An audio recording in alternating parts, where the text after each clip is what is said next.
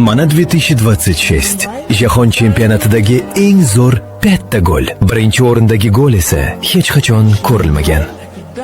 5 o'rin Wilson Izidor Marokashga qarshi ajoyib uzoq masofadan zarba. Izidor uzoqdan urinib, to'g'ri to'r burchagiga raketa uchiradi. Gayti uchun tarixiy gol va turnirning eng kuchli zarbalaridan biri. 7 o'rin Vinicius Junior Marokashga qarshi. Vinicius bir necha marokashlik himoyachi qurshovida to'pni oladi, xotirjam qoladi. Driblinglar bilan hammasidan o'tib, ajoyib zarba bilan gol uradi.